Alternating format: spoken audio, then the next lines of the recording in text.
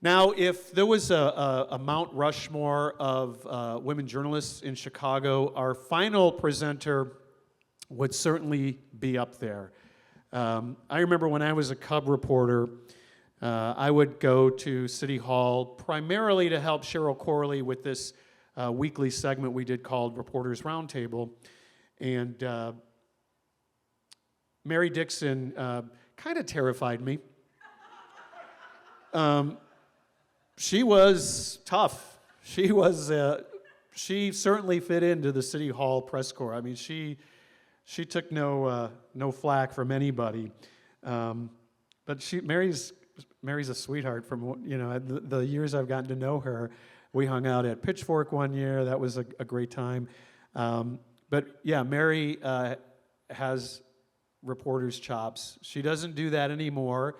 As you know, Mary Dixon for many years was Lynn Bramer, the late great Lynn Bramer's morning news partner. She was the newscaster, and it was always great. I'd go back and forth between BEZ and XRT to hear Mary's newscast. And as you know, if you're a longtime listener of XRT, they always had a crack news department, award-winning news department, and for many years, Mary was part of that. But as I say, she was a tough City Hall reporter, so I think that monument would be Mary Dixon, Franz Spielman, and was it Chinta Strausberg? Yes. So that would be 3, and well, heck, we'll throw Monica in there as well, and that'll make 4. So Mary, who you hear first in the morning, is last tonight with her book, and I'm so thrilled that you agreed to do this. And it's great seeing you, and I can't wait to hear about the book that changed your life. Mary Dixon, everybody.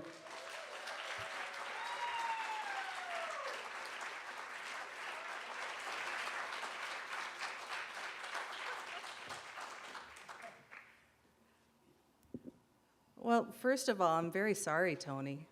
Didn't mean to frighten you. Although it's true, I was very young and a girl. And every time Mayor Daley came into the press room, he would look at me like, what is this goth girl doing here? So you kind of had to make your own way. I also just want to say thank you to everyone who's been up here before me. It's hard to get on a stage with lights in your face and talk about such personal, important things, and all of your stories have been so wonderful and touching, and I appreciate all of you. So, yeah. And thanks to everyone who is supporting this very important cause so that 10 years from now, someone else can come up and talk about the story, the book that changed their life. So let's get it in the buckets there. That's one for Aaron. And it is so hard to pick the book that changed your life. Because I have a ton of books that I love. I have a ton of books that I read over and over again. I have a ton of books that are just beloved to me, like Sarah. I'll just pick them up and read a passage when I need a moment of strength. But the book that changed my life, I mean, that is a different thing. And as I was thinking about it and talking about it with a friend, it became very clear to me that the one that changed my life was a story that I really first heard as an oral history. It was a story that I first heard from my parents when I was very, very young, maybe 2nd or 3rd grade. And I saw the movie before I read the book. And the movie really captured my imagination and really got the gears going. And then I read the book. This story has everything. It has a couple that meets cute. There is a desperate search for the truth. There are cloak and dagger meetings. There are many dark secrets. There are heroes and there are villains. It's a buddy comedy. There are normal people caught in terrifying limbo between the heroes and the villains. I first read this book that changed my life probably when I was 12 or 13, so back then, 8th grade, freshman in high school.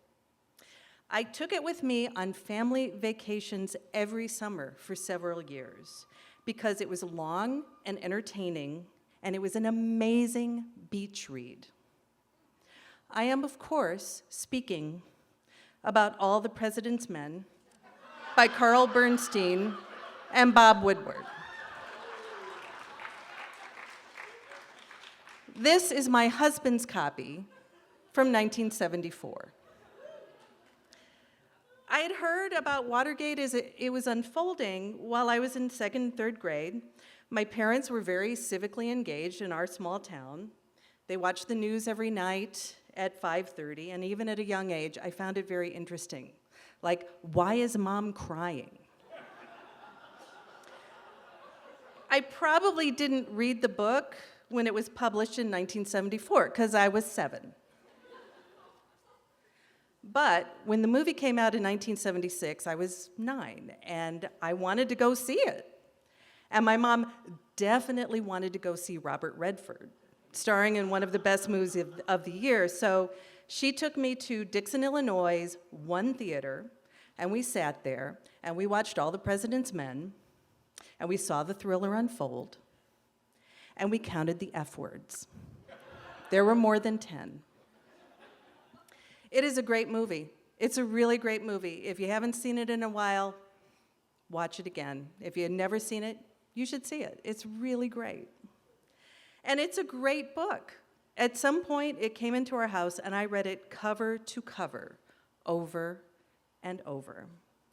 My copy is the paperback that was published when Warner Brothers released the movie, and I can't find it.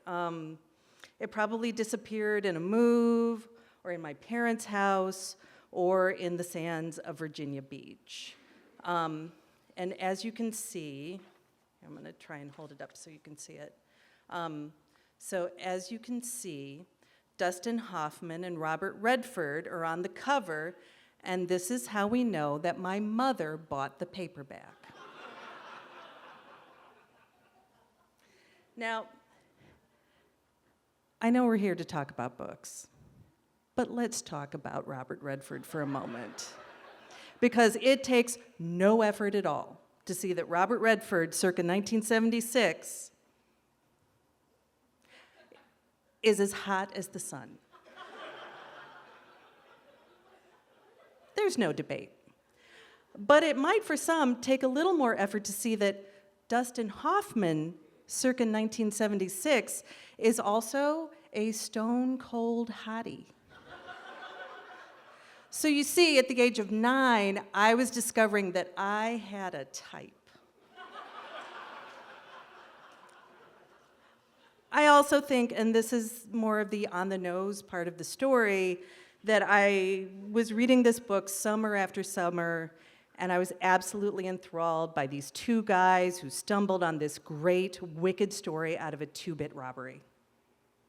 They were digging and digging. The stories about the machinations of President Nixon and his henchmen, the bureaucrats who dummied up or sucked up their courage to talk to the Post. Deep Throat. It's just as thrilling in the book as in the movie, I discovered. When Woodward meets Deep Throat in the parking garage, when Woodward goes to Bernstein's apartment and turns up the music because he's afraid they're being bugged, when Ben Bradley barks, "Woodstein!" and when John Mitchell actually calls and threatens to put the Washington Post publisher, Katharine Graham's tit in a ringer. I mean, that's great stuff.